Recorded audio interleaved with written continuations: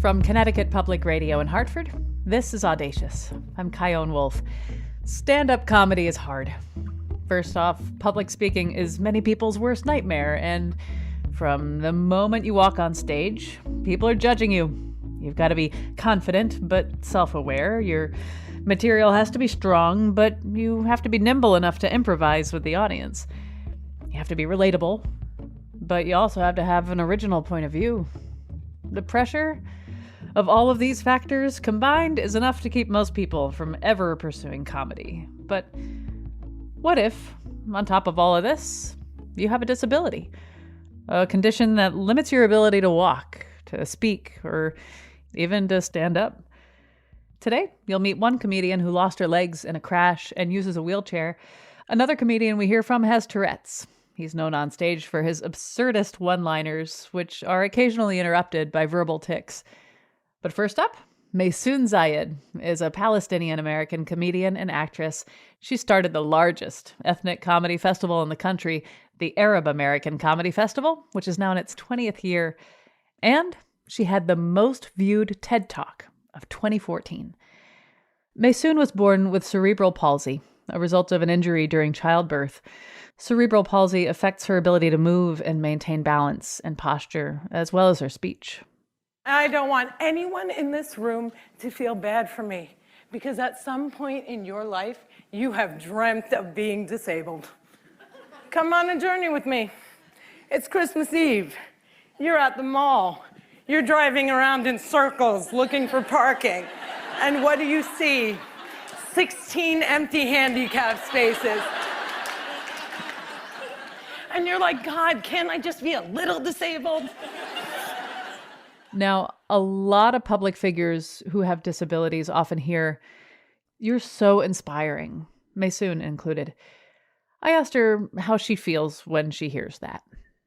I don't mind being inspirational if, you're like a 14-year-old in high school and you're like, I want to become a stand-up comic, and you're watching my stuff and you're like, oh, really interesting. She doesn't use slurs. She doesn't use hate speech. It's not riddled with misogyny. I'm inspired to become a comedian by Maysoon. That is totally fine, 100%. What I don't like is the idea that disabled people are inspirational by design. That means three different things. One, I think the basis of people calling us inspirational is they're inspired by our will to live because they do not want to live the way that we do. People say all the time they'd rather be dead than disabled. People come up to me and say to my face, "You are so brave. I would kill myself if I were you." Because the concept of living our lives is terrifying to them, because somewhere deep inside, non-disabled people understand that they're just one little accident away from their greatest fear. And so I think that there is the starting point. I don't want to be inspirational to you because if you were me, you would kill yourself. The second thing that makes us inspirational to people is the idea that we're not supposed to do anything. So it's like, she dipped that fry in the ketchup and she ate it. And that independence, it just really inspired me. But it didn't inspire me enough to vote for disability rights. It didn't inspire me enough to really push for home-based healthcare, not to be the very first thing that got cut out of the infrastructure bill. Oh, you're so inspired by our bravery and our ketchup dipping, but you're not doing anything to improve the quality of life of your average your average disabled neighbor. And then finally, the thing about inspiration that annoys me is low bar. I'm an entertainer, man. I don't do stuff to just be like, yay, clap for the disabled chick. Now, to be clear, I am my own worst enemy, because when I was 18 years old, I did do an on-point ballet solo to Wind Beneath My Wings, and I did not understand how inherently inspirational that piece would be. And as I got a weeping standing ovation, I thought it was because I was badass, not because everyone was like, oh my God, the disabled girl, she's the wind beneath our wings. So like, I understand that sometimes we play into it. If I do a Lifetime Christmas movie, I'm going to inspire you all to make bad choices in your romantic love life, like abandoning the entire career that you built for a man that tripped over a Christmas tree and bumped into you. But he was so handsome. Yeah, but this is why the term inspirational has such a negative connotation to so many disabled people. Like I said, if I inspire you because I'm like your Palestinian Beyonce, hello, yes, I'm in. But like I said, if I inspire you, because they're like, she's wearing a Princeton sweatshirt. We think she put it on by herself. You've been doing stand-up and you've been in comedy for a long time now. And so you have developed just like anybody else develops when you do something for a long time. Yeah. At this point, how much do you make your disability character or something you talk about? And how much are you like, there's anything else to talk about? Depends on the weather. It completely depends on the weather. It's like if it's cold and rainy and my joints are acting up, you're going to get a lot of disability comedy. If like the other day, this is a completely true story. The other day in New York City, I got out of a cab and I face planted. And as I was face planting, I took out an entire other human being like a domino. And she was carrying a bottle of wine and it shattered on the ground. So I was like soaked in wine. And all I could think was like, if I was in high school, my parents would never believe I wasn't drunk. But also, like, I was, face first on the New York City pavement. I was like, is my nose broken? Are my teeth broken? And I just see all this wine that looks like blood around me. And I'm like, I'm broken. So that would be something that maybe the entire 7 minutes would just be about the domino wipeout and New York City street. And is that really about disability? I don't think so. Because I told people I wiped out, like my foot caught the curb and I wiped out. It could have happened to anyone. It had very little to do with being palsy. But other days I'm like, someone says something absurd to me about my disability. So then, of course, that's going to get on stage. Same thing with politics. Like, if something political is happening like January 6th, that's going to be what I'm talking about, But if it's Christmas, then I'm probably talking about Santa. When you're traveling around doing stand-up, now I want to vouch for there's a comedy club in Hartford where I live called CT Improv. Nice. It's an underground comedy club, and they've got an elevator. They're incredibly accommodating for all people. But I also, my stereotype about comedy clubs and the comedy venue circuit is not necessarily that they would be prepared for anybody and any body, right? They're terrible. Okay, like what kind of things have you been up against? Everything. I've had to booty up to stages at colleges. So I do the 4 C's of comedy: comedy clubs, colleges, corporate, and conferences. Conferences are amazing. They're always super accessible. They get their audience. That's where you get like elevators and ASL interpreters, and they tend to be in hotels, and they tend to build out a stage, and the stage has a ramp, and usually like 90% of the time, no one attached the railing. Like whenever I do my tech, I just grab the railing and like throw it off, and people are like, they didn't attach it. And then the guy is like, we never attach it. Nobody ever needs it. And I'm like, well, I need it. And that kind of sucks. I won an award at the Madrian Oriental Hotel in Manhattan. And I can't stand. I have cerebral palsy. I can walk, I can dance, but if I stand, I fall over immediately. Went to accept an award, and the stool I sat on disintegrated like sugar. Like whoever had put it together had a couple of extra pieces, didn't know what to do with them, just put them to the side. And I like collapsed, like ass out, feet up on the stage.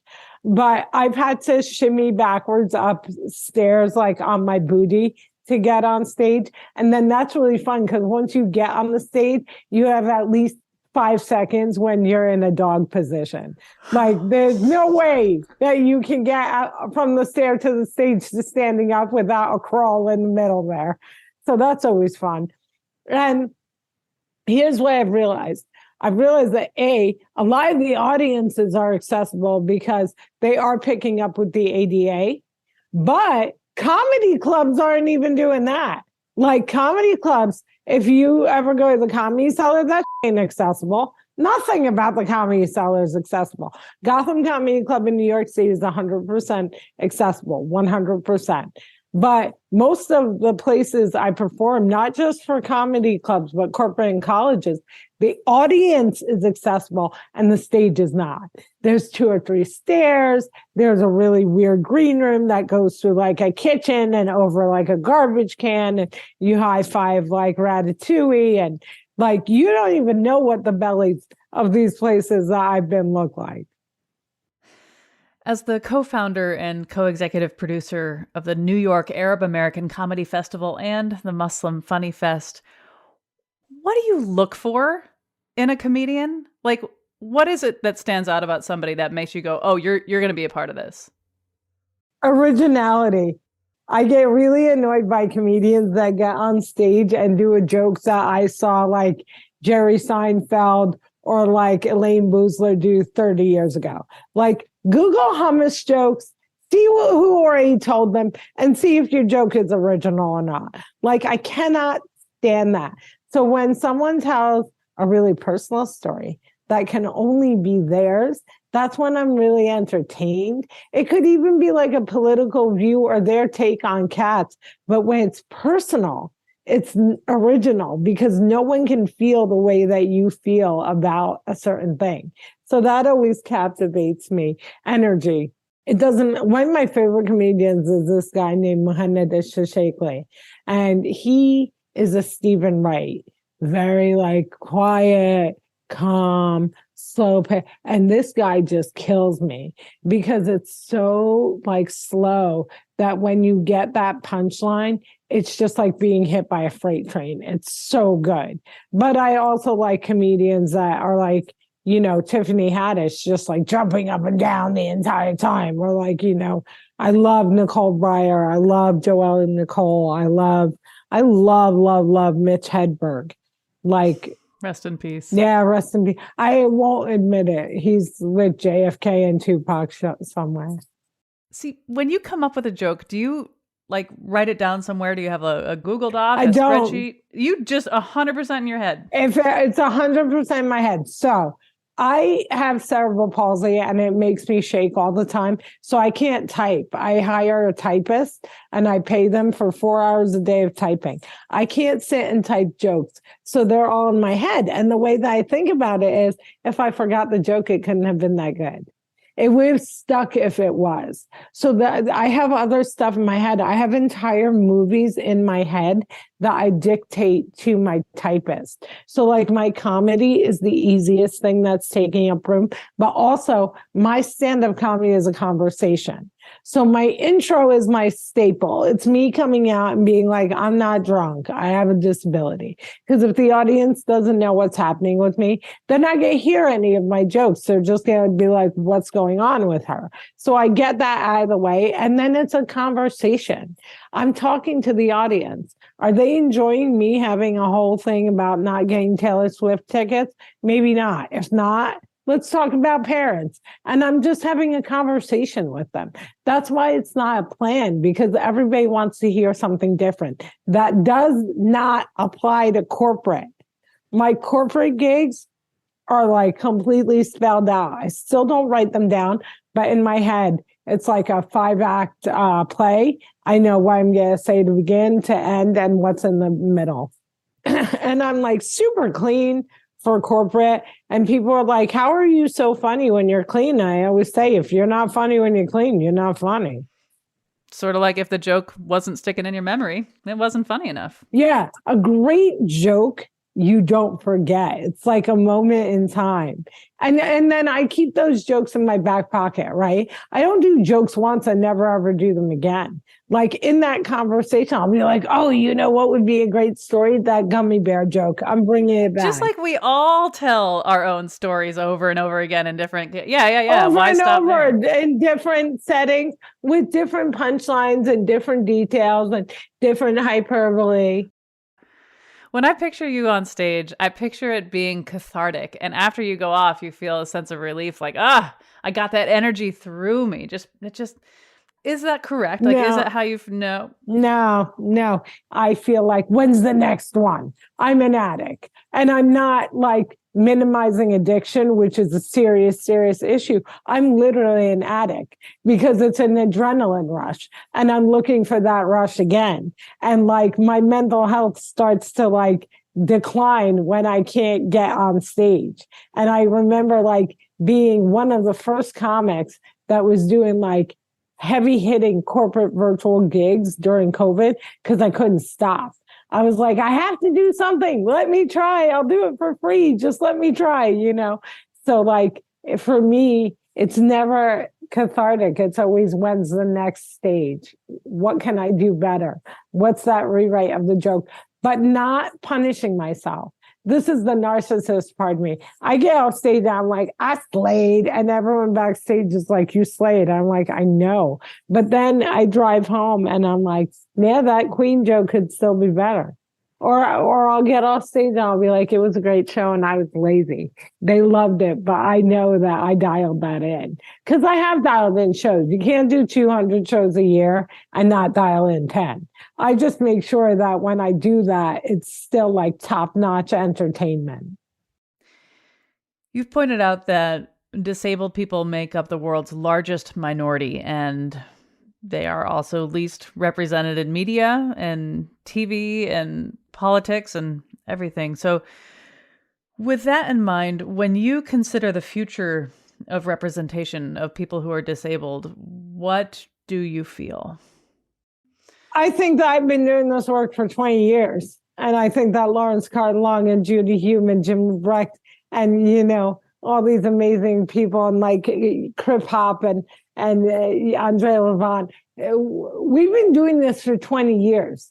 So like I see the kids these days breaking in that are disabled and they're like, look, we're so revolutionary.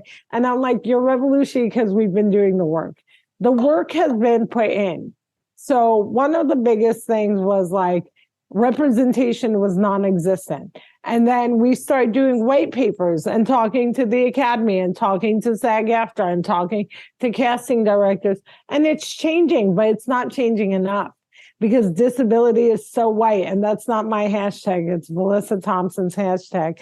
But disability is so white. So like when you think of disabled representation, I'm thinking of and amazing actors who I love, Steve Way on Rami, you know, Michael Fowler on Speechless. I can't think of a lot of BIPOC people that are being represented. So when I say that the disabled population is the largest minority, I also like to remind people that we intersect with every other minority, LGBTQ community, Black, you know, Indigenous, women, the whole 9 yards. And what I'm seeing on TV is not enough, but better than when we began. What's better than we began is I think people are realizing you should probably have a disabled person on the show. And yet I'm still explaining to people that you have to have disabled writers. Otherwise, we get stuck in 3 tropes. You can't love me because I'm disabled, heal me or kill me. So we also need to be telling our own stories. And there's a lot of initiatives to let us tell our own stories, but I feel like the same person wins every time. It's like a cinematic joke that like once they find one Black person, one disabled person, one gay person, that's it. That's the person. And you see that person in every single show and you're like, do they think this is the only person? Or is this just like, I don't want to look for anyone else? So I think the future of disability starts with education. Disabled students being embraced by film and acting programs at the university level and say being discouraged and being pushed out of those programs so that they can get the base and get the education they need to be writers, to be directors. We need disabled people behind the scenes and on screen. But those disabled people need to understand you have to be 5 times better than your non-disabled peer. Hollywood is competitive. Media is competitive. And if you're going to make it, you can't be mediocre. They can be mediocre. You can't. I'm sorry. Don't know what to tell you. But I see the future being a battle and that if we don't fight it, we lose it. Well, Maysoon Zayed, thank you so much for talking with me. Thank you.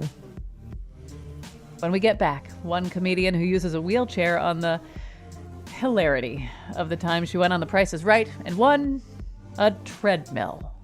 I truly didn't know what to do. I was like, the models are so pretty. I was like, Janelle, say something nice. Say something nice about this, because this is wild. Plus, what life is like on stage when you have Tourette's. I'm Kyone Wolf. This is Audacious. Stay with me.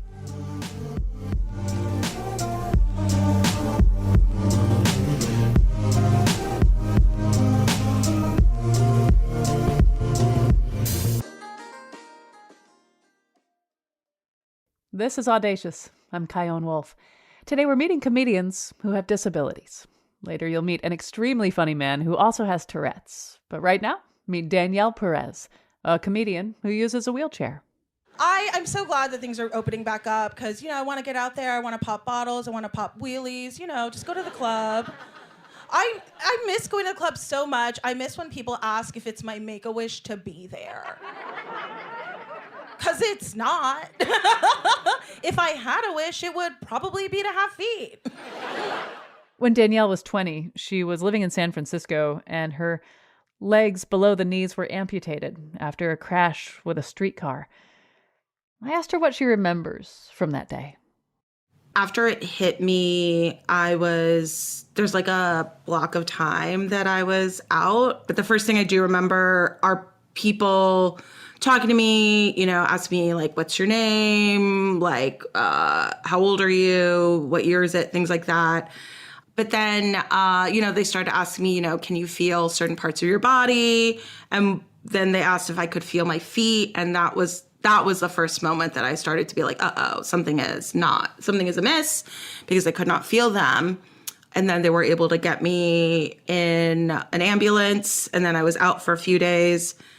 And then I woke up, my mom was with me, and the first thing she says to me is like, you don't have feet. I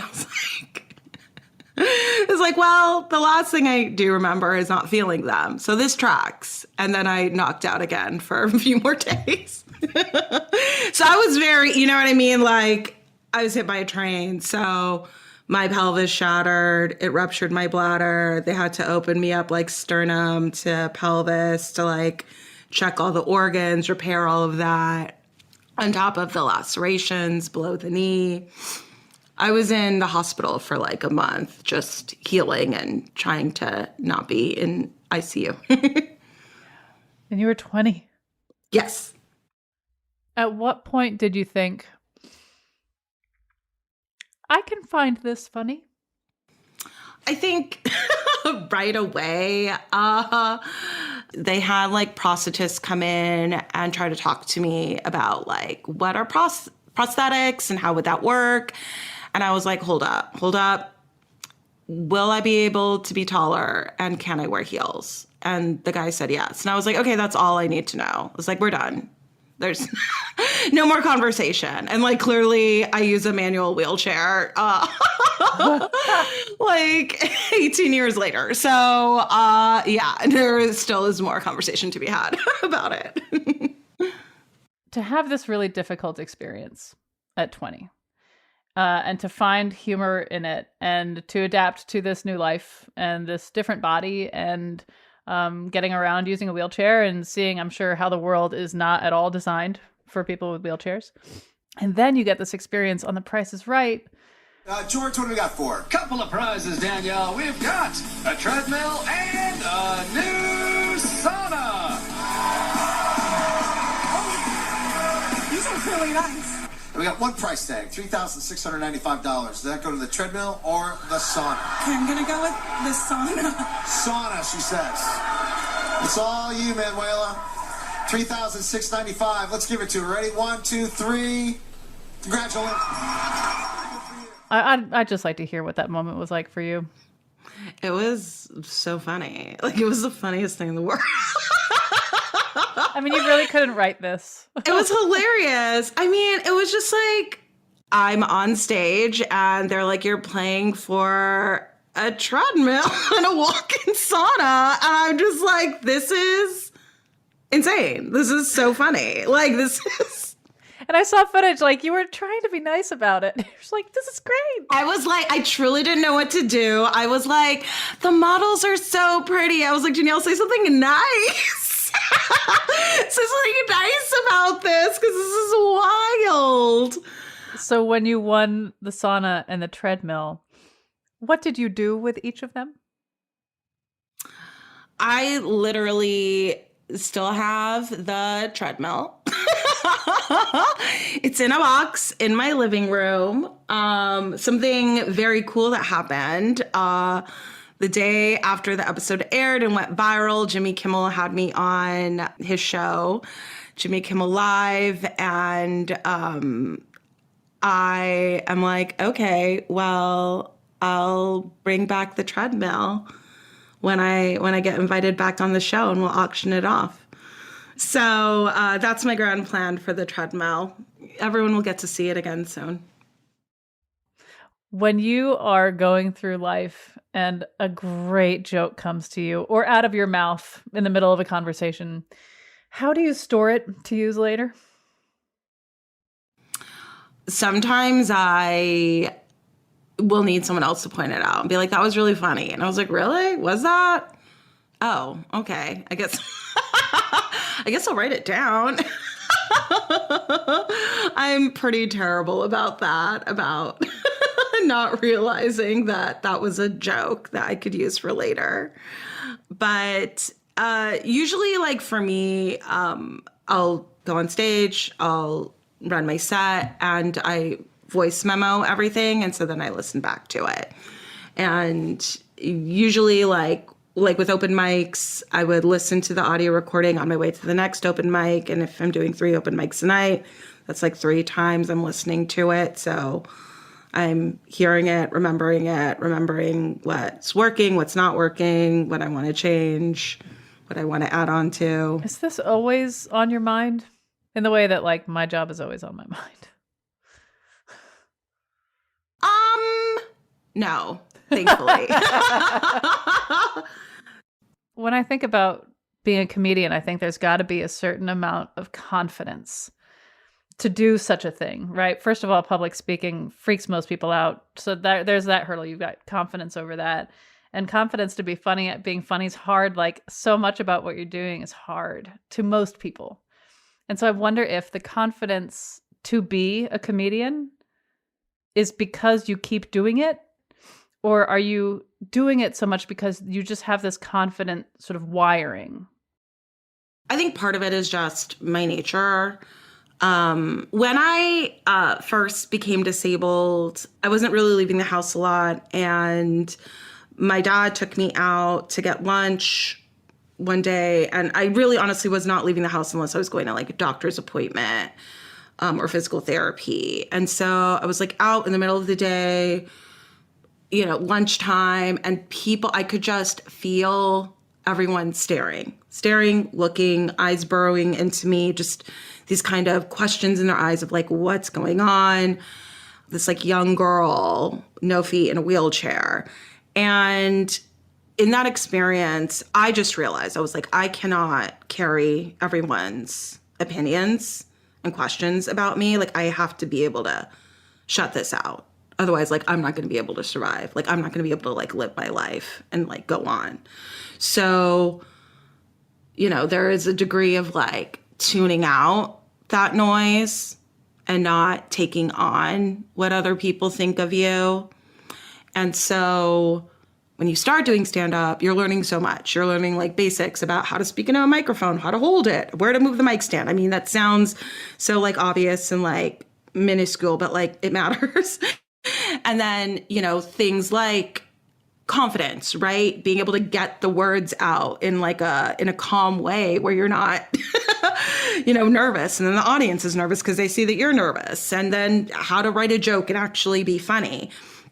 But something that I guess I didn't have to really work on as much was that nervousness about, oh my God, people are seeing me. I'm on stage and I'm talking in a microphone and now everyone's looking at me, because I have been processing that for so long.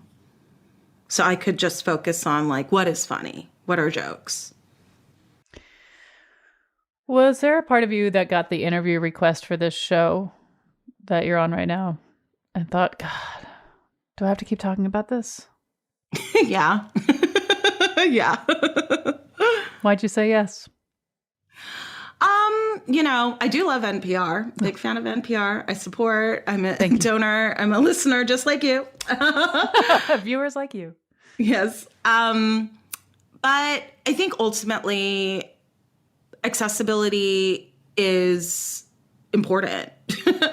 And whether you're learning about disability and accessibility through a comedian or an activist, those are all good entry points to like just like broaden your understanding and be able to like change the way that you like operate in the world and like your empathy. The pandemic has left a lot of people disabled. A lot of people are struggling with long COVID. And so much of the technology that we used has been developed by disabled people and has been used by disabled people. And, there's a way to make the world accessible. And part of that is like understanding that not everyone lives in the same body as you. So if humor is the little sneaky back door where you're like, I think she's funny and she is disabled, and oh wow, I've never thought about the spaces that I'm in, and she wouldn't be able to perform here, and maybe this space should be accessible. Maybe my store, or my coffee shop, or my fashion, like all those things, they're all interconnected. And so, yeah, I think that's important that we have like empathy for other people who are different from us and want to make the world more inclusive for all of us. Thanks. I'm glad you said yes. That was like very earnest. You contain multitudes, Danielle. Yes. Well, Danielle Perez, thank you so much for talking with me. Thank you. Thank you so much. And definitely go check out a comedy show. Live comedy is, I think, honestly, that's like one of the things I just love the most about it is that, there's not another show like tonight with this group of people in this place. It's a live art form, and it's always special every single time it happens. You can see Danielle on the latest seasons of Russian Doll on Netflix and Curb Your Enthusiasm on HBO. After the break, the comedian who has Tourette's talks about when to bring it up during his set and some things that exacerbate his symptoms. Definitely like adrenaline, nerves. Also thinking about it more makes me do it more. It's a whole range of things. I'm Kyone Wolf. This is Audacious. Be right back.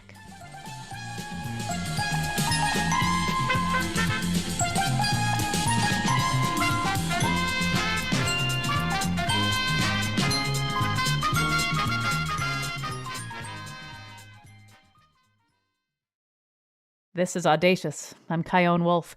Today's show is about comedians who have disabilities, and I want you to meet Benny Feldman. Not everybody who has Tourette's has the same symptoms. Benny's includes vocal tics, profanity, tongue clicking, and twitches in his face, legs, and arms, and sometimes even in his breathing. I connected with him from his home base in New York City, and I wondered when he started noticing his symptoms of Tourette's. It usually comes in when you're roughly like 7 to like 14. For me personally, I had a much milder form when I was younger. And then when I was 21, I did psychedelics and it got worse. I think it's not 100% sure, but that's probably what happened. What was the psychedelic? Acid and shrooms in the same week. And that's when things really changed after. It got noticeably different within a time span of a few months. So it's not clear. It wasn't like did it that day, next day it was different. It was like did it that day. I had weird stuff going on in my brain for a bit, certain like paranoia things, and then that kind of faded out and the Tourette's faded in. So when you get on stage, you tell them right off the bat, "Hey, I have Tourette's." Why? Because if I don't, then they're gonna be like, "What?" I also try to not make it a joke up top. Like that line is kind of sober. It's just like, "Hey, I have Tourette's," and then I do other jokes first, and then I'll do Tourette's material to like make it clear that I do have a sense of humor about it. Lately, I've been trying to do some Tourette's material up top, just so I do make it clear I have a sense of humor, but I still try to separate it from the initial intro where I go, "Hey, I happen to have Tourette's. Don't worry," because I don't want to make that part funny, because then some crowds will laugh at the tics, and that's up. When they laugh at your tics, does that throw you off, or are you prepared for it? Because it happens all the time. Yeah, I mean, it's a mix. I definitely see it as more of like a nervous laugh. And I can also hear kind of the shape of the laugh. And if it kind of peters out where it's like kind of unsureness to it, I'm like, okay, I understand. They're like not sure. But I've definitely done shows where I just remember this one mic I did a while ago where a guy in the crowd would not stop laughing really hard every time I had a tick, to the point that I literally on stage was like, "Hey man, shut the up." Like, that's really rude, because I can tell. But this is usually, if people are laughing because they're unsure, it's usually up top and it's quieter. You know what I mean? When you and I first connected, there's a protocol I always go through when I interview people, and I say, I have a dog that'll bark, and if he barks, I'm going to mute myself, keep going. And also, if you swear, it's okay. I'll just bleep you. And some people love being bleeped on public radio. But you said, actually, I might not be swearing that much because I'm relaxed. Will you talk about what exacerbates your Tourette's, the symptoms of Tourette's? Because you haven't been really swearing very much with me. Yeah, I mean, the reason I mention that is because I keep doing interviews sometimes, and they'll be like, "You're not really swearing that much." And I'm like, I'm chilled out. There's different levels. I probably will randomly if you talk to me for long enough. I think it's like excited states of the body. What's that word? Homeostasis or whatever. It's like if you change it or something. Because I found that if I have less caffeine, I'll have more tics, and if I have 2 cups of coffee, I'll have more tics. So there's this weird thing where it's definitely adrenaline, nerves, embarrassment is my biggest trigger. So if I remember an embarrassing memory, I will freak out. I'll have a tic attack for 30 seconds or something. There's things that calm it down, which is just being calm. It's very intertwined with physical state. Also, thinking about it more makes me do it more. It's a whole range of things. Yeah. So before you step foot on stage and they announce you and the crowd starts cheering and your heart starts racing, I guess what I'm curious about is, how does the act of doing stand-up and going out and doing the thing and then you walk off stage when you're done, how does that affect the symptoms of Tourette's for you? I don't have no tics, but I have less tics on stage than I used to. I'm definitely a lot more chill on stage than I was day one. You know what I mean? I was doing improv when I was 19, and then it got way worse when I was 21. Oh, there you go. Yeah. So when I'm on stage, I kind of go into a pattern with it, because it's sort of a tension building thing. And I've talked to other people with Tourette's, and this isn't always the case, where they don't have the same tension building mechanism. So I think that's specifically related to OCD. I can hold the tics if I want, if I try to, I can hold the tics, but I can physically feel this buildup of a sort of pressure or tension. It's if you really need to scratch an itch. That's kind of how it ends up going. So kind of what I can do is I can itch on purpose as well. That's called stimming, short for stimulating. And I can also do a sort of thing where I just release the tension. So while I'm telling a joke, sentence, I'll hold it and then I'll release, and then I'll hold it and then I'll release. And so it ends up kind of having this metronomic quality. People tell me sometimes I'll go joke, joke, kind of that back and forth. Yeah. So that's where I'm at with it on stage now. Is I get into I guess my mind is sort of soothed into the same sort of rhythm that I've been doing. You know what I mean? Totally. What are some ways that people screw up talking with you or hearing you or reacting to you? Okay, I've been really pushing back against this one lately. that's been really annoying me. When people tell me I'm brave for performing with Tourette's, I actually really hate that. Tell me more. Well, it implies they think I should be embarrassed or something. It implies they think it's something to be brave against or past, as opposed to some sort of neutral thing. I'm just telling jokes. You know what I mean? I'm just being myself. But yeah, people. Yeah, so that annoys me because I don't have any mental association with like courage with it. I don't know. But the other side of that is if it helps inspire people in some way, I don't want to take that away from them. Yeah, that's the other question is how you feel about, you're called brave, and I'm sure now and then you hear that you are an inspiration. Yeah, it's like, I see why. And a part of it is because there are still these like negative, like antiquated notions and feelings people have about Tourette's. Or actually, I watched this documentary, I Have Tourette's, but Tourette's Doesn't Have Me, from like 2005. And the kids were ostracized in a certain sense. And so I think not having had it severe as a child has changed my perspective, where like I've only had it once I've been like semi-comfortable as who I am already. And so like I don't have experiences with being bullied for it. Right, so you don't have the childhood trauma to add on top of everything else. Honestly, yeah. I mean, if you go on like the Tourette's subreddit, it's me and a bunch of children. Tourette's usually goes away by a certain age. It's rare that you maintain it into adulthood. So it's usually I have a sort of weird opposite case. So it's like me and a bunch of children hanging out. Maybe not good.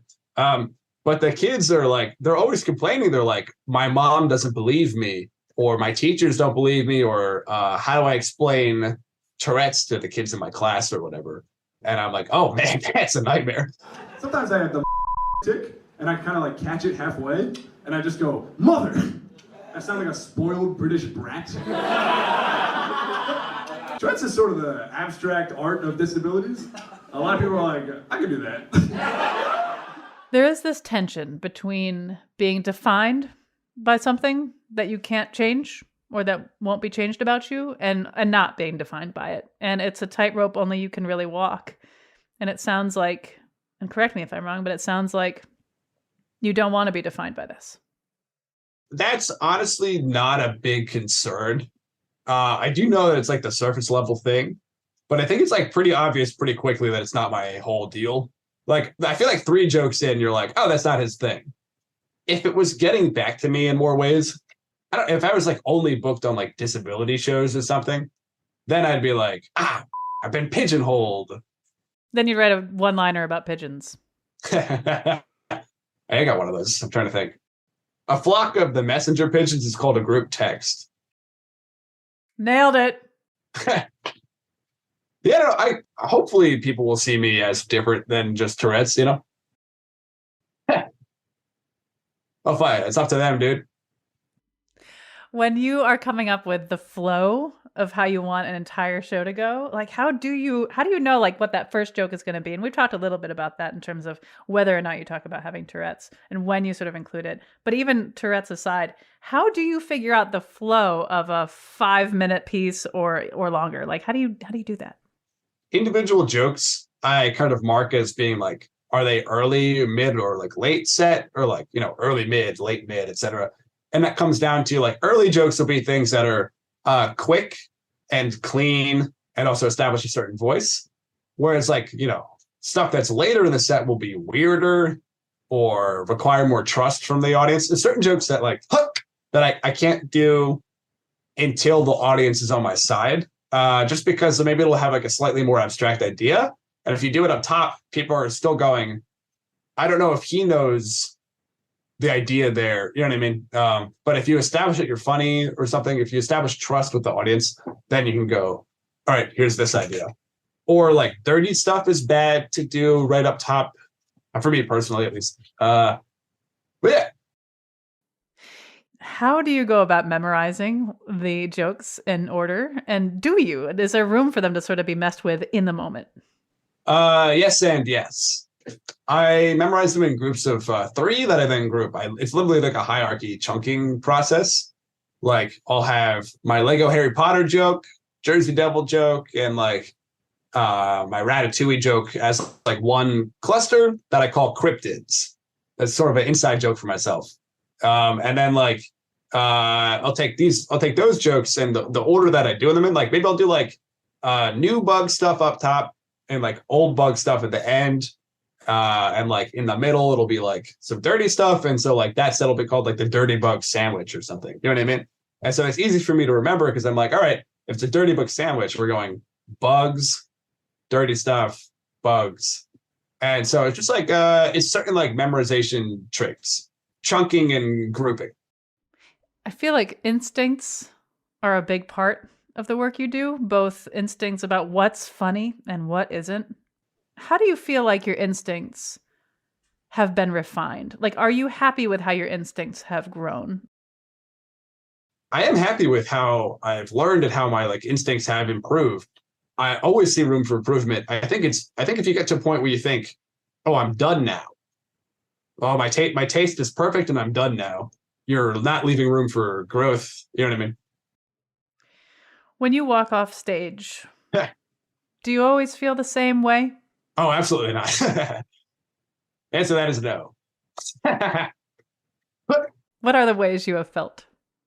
I've had panic attacks on stage. You know what I mean? I still bomb. Like, it's not an exact science. You know what I mean? And that's the thing. And like, it's like, you always have to be like learning and shifting and everything. The best it's felt is like, I'll have a set where every joke does well. And there's people in the crowd that I was trying to impress or date or something. And then you get off and you go, yeah. Or like, especially if it's like a filmed one and you're like, oh, I can't believe I got that one on camera.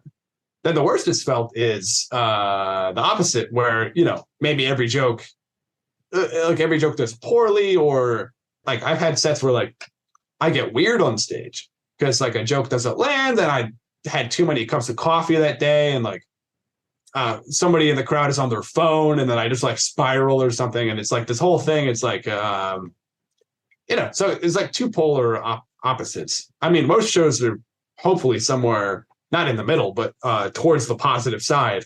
If you're doing dead in the middle, that's quit. But you know, if you're batting 500, stop. Before they announce you and the crowd goes wild, those moments right before that happens, what's going on with you? Shadow boxing in the green room. I did used to do that. I think I stopped doing that because I don't know, it was like just being weird. But now I'm a lot more chilled out. I think like before I had to like really psych myself up, like Eminem style. You only get one shot. But now I'm like, all right, you know, you have many, many shots. Give it your best. I have a mental idea. I call like hands on the wheel. I kind of like, you know, put my hands on the wheel and drive the set, like really focus and pay attention. Not get into a flow state by zoning out, but get into a flow state by zoning in. Well, Benny Feldman, thank you so much for talking with me. Thank you for having me on. Benny was recently named one of the new faces at the 2022 Just for Laughs Festival in Montreal, and we'll have links to him and all of our guests at ctpublic.org/audacious. This show is always lovingly produced by me, Khalil Rahman, Jessica Severin DeMartinez, Meg Fitzgerald, Meg Dalton, and Katie Tolarski at Connecticut Public Radio in Hartford. Send me your favorite jokes and reactions to this show on Facebook, Instagram, and Twitter at Kyone Wolf, or you can send an email to audacious@ctpublic.org. Thanks for listening.